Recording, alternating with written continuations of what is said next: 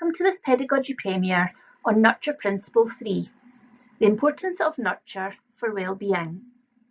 In this short video, we will explore the importance of nurture for well-being and a self-evaluation tool. A nurturing approach recognises that positive relationships are central to both learning and well-being. A key aspect of a nurturing approach is an understanding of attachment theory and how early experiences can have a significant impact on development.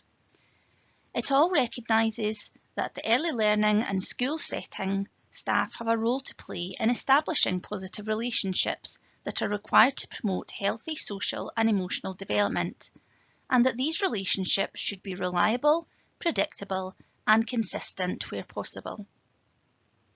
A nurturing approach has a key focus on the school environment and emphasises the balance between care and challenge, which incorporates attunement, warmth and connection, alongside structure, high expectations, and a focus on achievement and attainment. It is based on the understanding of the 6 nurturing principles, which are: children's learning is understood developmentally. The environment offers a safe base.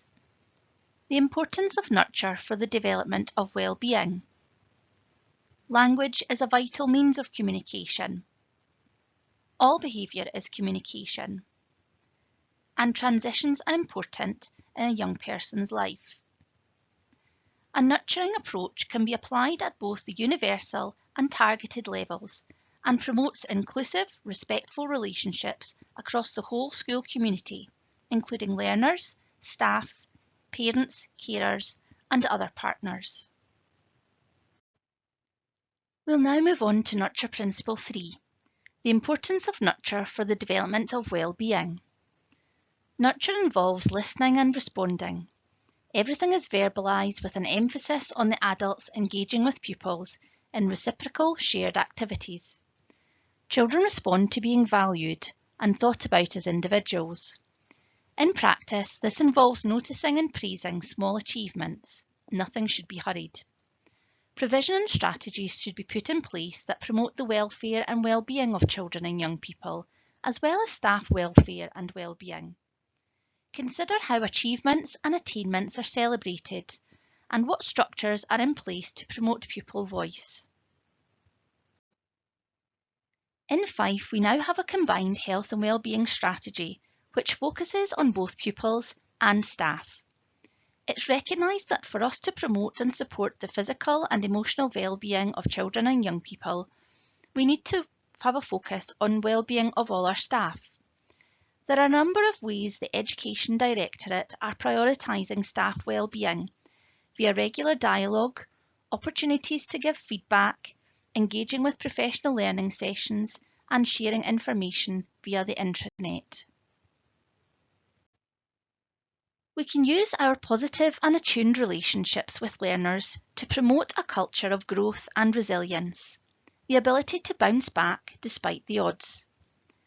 We can promote secure attachments and help pupils to build a positive internal working model of the world, seeing it as a positive place abundant with opportunities and exciting experiences. Life is a bumpy journey. Everyone experiences setbacks, frustrations, and hard times. Some people experience extraordinary challenge. The greater the number of protective resources and processes an individual possesses, the more likely they are to thrive. Developing resilience is complex, but these factors and protective processes can support this development.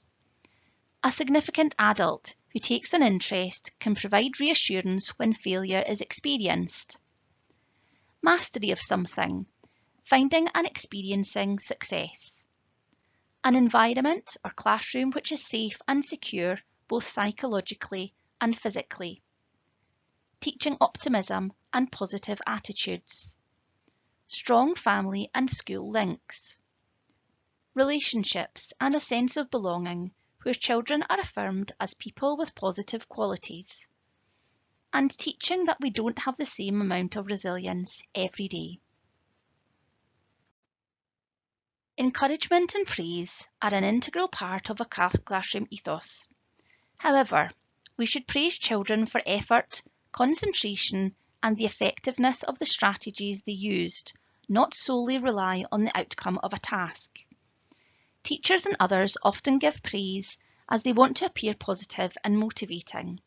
However, praise that's unwarranted is counterproductive. It's better to use encouragement instead. For example, show you feel positive about the learner by being interested in them and their work. Rather than saying, "What a wonderful drawing," it's better to say, "Tell me about this person," or "Why did you use this colour of blue?" Recognise the learner is putting in effort. Ask the learner questions, such as how do they think they're doing? What help do they need? What obstacles are there to completing this task? How can they overcome them? Support the growth mindset and tell learners how they are capable of learning, how effort can be targeted, and that focus and concentration can really help, or that a number of strategies can work. Encourage learners to be optimistic about being able to improve. Within their How Nurturing is Our School Pack, Fife's educational psychology colleagues recommend that staff complete the associated self-evaluation wheel to demonstrate areas of strength and development against elements linking to our third nurture principle. For example, how is success celebrated? Are opportunities to achieve small successes available? Is a growth mindset promoted? Are calmness and containment promoted? Are there opportunities to practice self-regulation? Thank you for engaging with this Pedagogy Premiere.